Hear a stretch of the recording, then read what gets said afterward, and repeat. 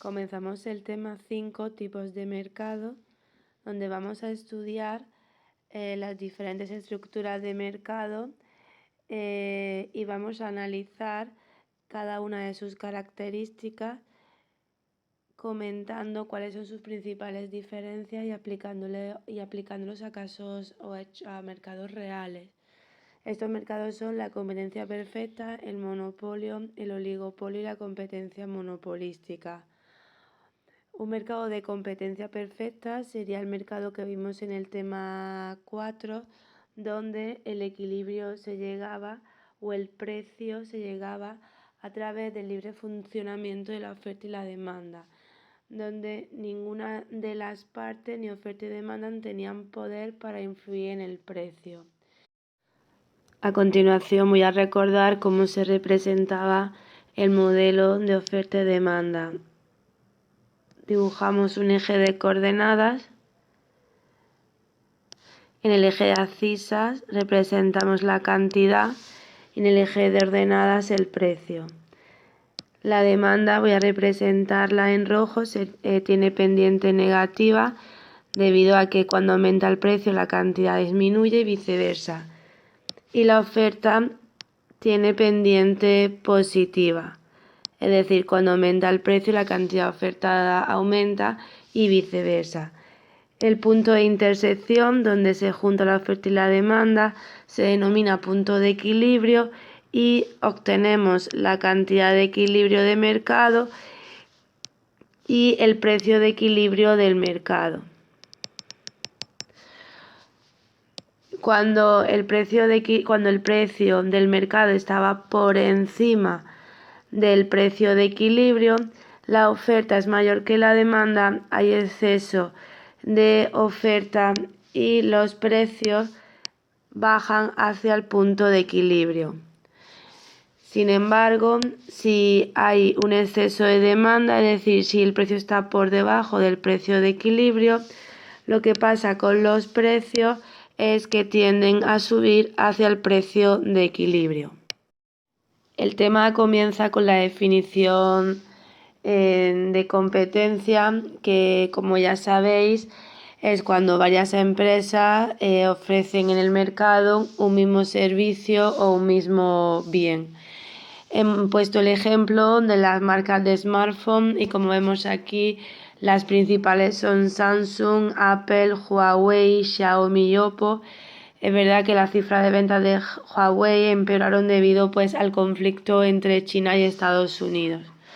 Aquí os planteo una pregunta y es que si pueden competir las pequeñas empresas con las grandes empresas, si pueden realizar el mismo gasto en publicidad, si pueden influir en los precios y qué está pasando con el comercio tradicional. Uno de los conceptos más importantes de este tema para conocer bien la estructura de mercado es la palabra poder de mercado. Esta palabra quiere decir la capacidad que tienen las empresas para imponer sus precios. Evidentemente, el monopolio es el mercado donde la empresa, al ser solo una, tiene un mayor poder para subir los precios frente a otros mercados como el de competencia perfecta o el de competencia monopolística. Para conocer el poder de mercado que pueden tener las empresas en el sector, hablamos de un nuevo concepto que es lo que denominamos cuota de mercado. La cuota de mercado se calcula, como indica aquí en este recuadro verde, son las ventas de la empresa partido el volumen total de venta del sector por 100. De acuerdo a este gráfico vemos que Movistar sería el que tiene mayor cuota de mercado frente a Vodafone, Orange y Yoigo. Aquí tenemos otra representación donde aparecen los diferentes centros o supermercados en España y vemos que, por ejemplo, Mercadona es el que tiene mayor cuota de mercado, seguido de Carrefour, Grupo Día, Grupo Eroski, Lidl, etc. Otro concepto que vamos a estudiar son las barreras de entrada y salida. Las barreras de entrada es si tenemos una barrera cuando en un mercado hay una serie de empresas, vamos a imaginar que hay 2 empresas en este mercado y luego existen otra serie de empresas que no están en el mercado pero que quieren acceder. Estas grandes empresas quieren acceder a este mercado pero se encuentran con una barrera que no les permite acceder. ¿Cuál es esta barrera de entrada? ¿Qué es lo que hace que estas 3 empresas no puedan acceder a este lado? Pues puede ser porque supone una gran inversión de capital, supone también que estas empresas tengan patente y por lo tanto las otras no puedan fabricar el mismo producto o servicio, o puede ser que estas empresas tengan una marca ya muy consolidada y esto dificulta a estas empresas entrar en el mercado y poder competir con ellas. También tenemos lo que se denomina las barreras de salida, y es que aquellas empresas que estaban en el mercado se quieren salir de él, pero por determinados hechos le dificulta salirse del mercado. Estos hechos pueden ser pues, que estas empresas tengan activos poco realizables, es decir, poco vendibles, o también que el Estado le ponga una serie de trabas para impedir que salgan del mercado, o todas aquellas restricciones, regulaciones laborales que supone el cierre de una empresa. Empezamos con los mercados y vamos a hacer 2 grandes grupos. Los mercados de competencia perfecta, incluiríamos lo que es el modelo de competencia perfecta, y dentro del modelo de competencia imperfecta, cuya diferencia principal con respecto al anterior es que algunos de los participantes de este mercado pueden incidir en los precios. Dentro de este mercado tenemos el monopolio, que hablaremos de sus características, el oligopolio y la competencia monopolística. ¿Cuáles son las principales características para que un mercado se considere de competencia perfecta? Pues en primer lugar sería, como indica aquí, el elevado número de oferentes y demandantes. Primera característica, en este mercado hay mucha gente que ofrece el producto y mucha gente que quiere ese producto. Esto, sumado a la siguiente característica de producto homogéneo o idéntico, hace que en este mercado de competencia perfecta no exista poder para influir en los precios. Los oferentes son precios aceptantes, ya que existen muchos oferentes que fabrican el mismo producto, que venden el mismo producto. Si uno de ellos subiera el precio, al ser producto homogéneo se quedaría sin clientes. Tampoco tendría sentido que se bajara el precio, porque al bajar el precio se crearía una guerra de precios que no saldría ninguna de las empresas beneficiadas.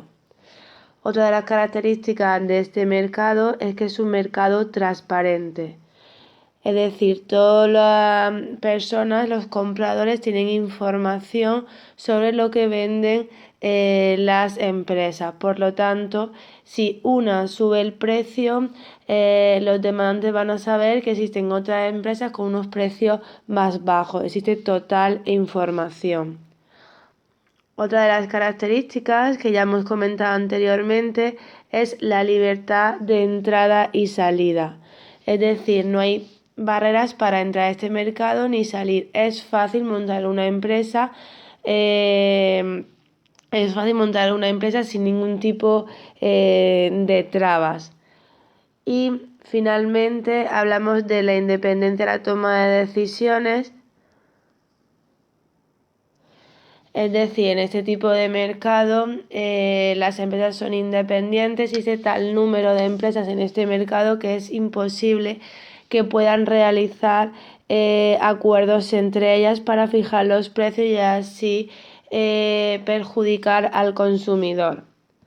Estas serían las principales características básicas de un modelo de competencia perfecta. Es un modelo teórico que nos permite que muy pocos mercados en la realidad se asemejan a este mercado, pero nos permite tener una visión y conocer en mejor medida cómo funcionan los mercados reales en nuestro sistema. Uno de los mercados que sí han considerado que se puede asemejar a un modelo de competencia perfecta sería todo el tema de la agricultura, todos los productos agrícolas o por ejemplo las frutas.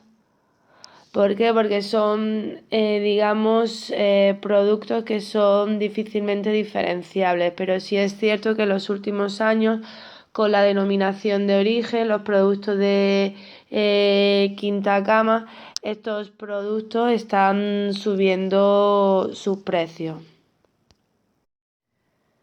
Aquí aparecen representadas cómo va a funcionar el modelo de competencia perfecta. Para ello hay una representación del mercado de la naranja donde se nos indica el precio de equilibrio, el punto de intersección entre la oferta y la demanda, y a este precio de aquí todas las empresas del sector van a vender su producción. Ya hemos dicho anteriormente que en este tipo de mercados los oferentes son precios aceptantes. En este modelo de competencia perfecta, como bien se indica en el recuadro que tenemos aquí, las empresas pueden tener beneficios extraordinarios a corto plazo, pero a largo plazo solo podrán tener beneficios normales, que quiere decir que tienden a cero. ¿Por qué pasa esto? Las empresas que están en el mercado están obteniendo beneficios extraordinarios, por lo tanto, aquellas empresas que quieren entrar se sienten atraídas por estos beneficios extraordinarios. Al entrar en este mercado aumenta la oferta. Al aumentar la oferta, los precios bajan y por tanto los beneficios de las empresas que están ahora en ese mercado también bajan. Esto da lugar a que de nuevo empresas que estaban en ese mercado se quieran salir del mercado, ya no les interesa, disminuye de nuevo la oferta, aumentan los precios, vuelve a aumentar los beneficios y así sucesivamente. Antes de terminar, volvemos al concepto anteriormente mencionado, el de precio aceptante. Como las empresas no pueden influir en el precio para intentar mantener sus beneficios, lo que van a hacer es reducir sus costes de producción.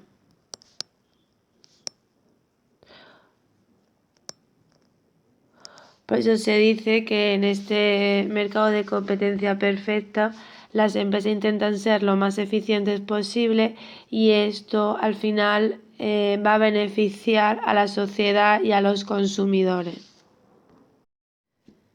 A continuación vemos el segundo modelo de estructura de mercado, monopolio, que significa unopolio, vender, único vendedor, y es el caso extremo de competencia perfecta, ya que como vimos anteriormente en el modelo de competencia perfecta existe un gran número de oferentes sin demandantes y una de las principales características de este mercado monopolio es que existe un único oferente.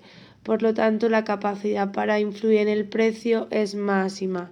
Ya veremos que el monopolista, aunque es la única empresa que existe en el mercado, su subida de precio va a estar limitada por regulaciones administrativas y también por elasticidad de demanda. El monopolio existe principalmente por las fuertes barreras de entrada, es decir, esto impide el acceso de muchas empresas a este mercado. Estas barreras de entrada vamos a ir comentándolas en el siguiente apartado. Otra de las características que aparecen aquí es que el precio lo pone el monopolista, pero como he dicho anteriormente, puede estar intervenido y sometido a una regulación administrativa, como lo dice nuestra cuarta característica. Y la última característica sería pues lo que comentaba anteriormente, que el monopolista tiene poder para fijar los precios, pero esto va a depender de la elasticidad de demanda, que es la sensibilidad que tiene la demanda ante variaciones en el precio. Si es poco sensible, es decir, inelástica, el monopolista podrá fijar los precios más altos. Sin embargo, si es sensible al precio, es decir, si es elástica, pues no podrá manejar ni subir ni bajar mucho los precios, porque se verá afectada bastante la demanda. Este tipo de mercado es el que más afecta al consumidor. Al existir una sola empresa en el mercado, el incentivo para ser eficiente es menor y por tanto es el mercado que más perjudica al consumidor. El monopolio existe por las altas barreras de entrada y entre ellas vamos a destacar en primer lugar el control de un factor productivo, que es cuando una empresa consigue controlar un factor productivo necesario para producir. Por ejemplo, aquí tenemos la empresa De Beers, que era una empresa que controlaba todas las minas de diamantes del mundo, lo que hacía que tuviera el monopolio de este producto. En segundo lugar, tenemos a las patentes, que como ya sabéis se le da el derecho al inventor de un determinado producto de poder venderlo y que ninguna empresa puede imitarlo durante aproximadamente 20 años en España. Tenemos el ejemplo en este caso de la empresa Boots, que es la empresa que creó e investigó sobre el ibuprofeno, y se le concedió una patente para que solo esa empresa pudiera comercializar ese medicamento. En tercer lugar, tenemos otra barrera de entrada que serían los monopolios naturales, y es cuando es mejor que en el sector exista una única empresa que más empresas debido a los altos costes de una industria, y hace que sea más rentable que en ese sector suministre el servicio una o pocas empresas. En este caso podemos destacar la de agua y luz. En cuarto lugar tenemos la superioridad tecnológica, que es cuando una empresa tiene una tecnología mucho mejor que la de sus rivales, podrá producir a unos costes inferiores y por tanto dominará el mercado. Finalmente tenemos las concesiones administrativas, y es cuando el sector público cede temporalmente la explotación de un servicio o de un bien a una empresa privada. Como hemos dicho anteriormente, el monopolio quizás sea uno de los mercados que más perjudica al consumidor, y cómo el Estado puede regular a los monopolistas o a los monopolios. Aquí vemos diferentes opciones. En primer lugar sería pues estableciendo una serie de regulaciones, interviniendo en los llamados monopolios naturales, como hemos comentado anteriormente.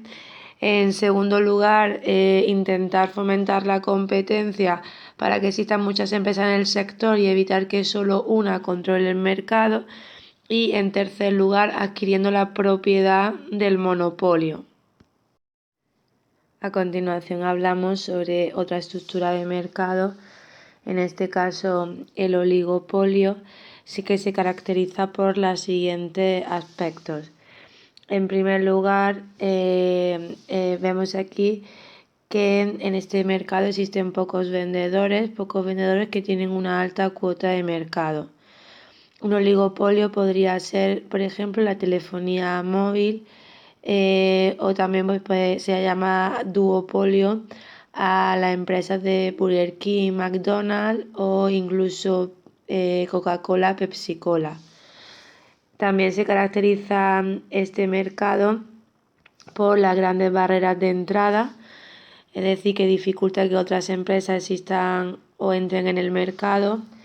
Por lo tanto, tienen poder para influir en los precios, como indica bien esta característica, al igual que el monopolio, y a diferencia, por ejemplo, de la competencia perfecta, que recordamos que eran precios aceptantes. Y luego, otra de las características más importantes de este mercado es la interdependencia económica. Esto quiere decir que al ser tan pocas empresas, toda actuación que realice una de las empresas va a afectar al resto, y siempre las empresas, antes de actuar, va a pensar cómo van a actuar el resto de empresas ante alguna modificación en su precio, alguna modificación en publicidad, en calidad, en diseño, etc. Una de las características también fundamentales de este mercado es la incertidumbre, que posteriormente vamos a ver en la siguiente parte cómo pueden actuar estas empresas del oligopolio para evitar esa incertidumbre. Para paliar esa incertidumbre comentada anteriormente, las empresas tienen, digamos, dos posibilidades. Pueden realizar acuerdos, que serían estrategias con colusión, o puede, sin embargo, competir entre ellas, que serían estrategias sin colusión. Dentro de las estrategias sin colusión, una de las estrategias serían las políticas comerciales de anticipación, que consiste en que cada empresa trata de adivinar las acciones de sus competidoras para actuar en consecuencia. En segundo lugar, sería iniciar una guerra de precios, pero al final, en este caso, si inicia una guerra de precios, las empresas bajarán los precios y perderán rentabilidad y beneficios, pero por otro lado el consumidor podría ser beneficiado. Y finalmente sería el liderazgo de precios, y es cuando en un oligopolio una de las empresas domina el mercado, fija un precio y el resto de empresas siguen a esa empresa dominante. Y por otro lado tenemos la estrategia sin colusión, como bien indica esta flecha verde, donde las empresas pueden competir no en precio, sino, por ejemplo, pueden competir en calidad, en diseño o en cualquier otro factor. O también puede ser que creen cárteles. Los cárteles, cuando las empresas pactan precios entre ellas o reparto de zonas geográficas, y esto va a suponer, esto perjudica más al consumidor, porque los precios principalmente serán más altos. Aquí os planteo una pregunta: si los cárteles suponen un beneficio para las empresas porque entre ellas pactan los precios, porque no todas las empresas se organizan y así ganan más dinero.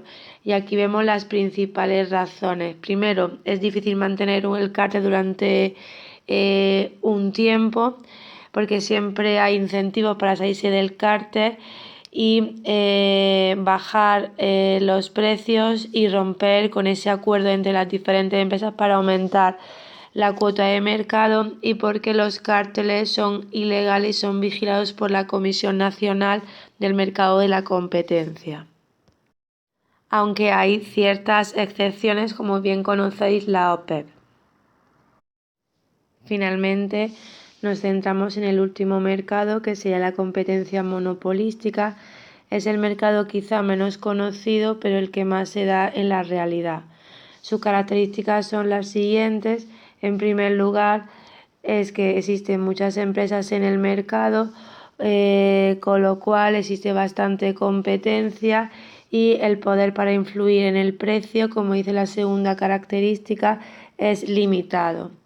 Existen muchas empresas en el mercado también porque existen escasas barreras de entrada y salida, con lo cual existen muchas empresas en el sector.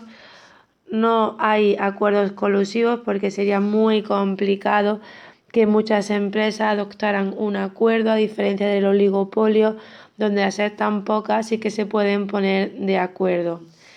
Es un mercado donde no existe transparencia, a diferencia de competencia perfecta, donde la transparencia era total, y la característica más importante es la diferenciación. En un mercado de competencia perfecta, el producto es homogéneo frente al mercado de competencia monopolística, donde las empresas pueden diferenciar su producto y por tanto influir en el precio.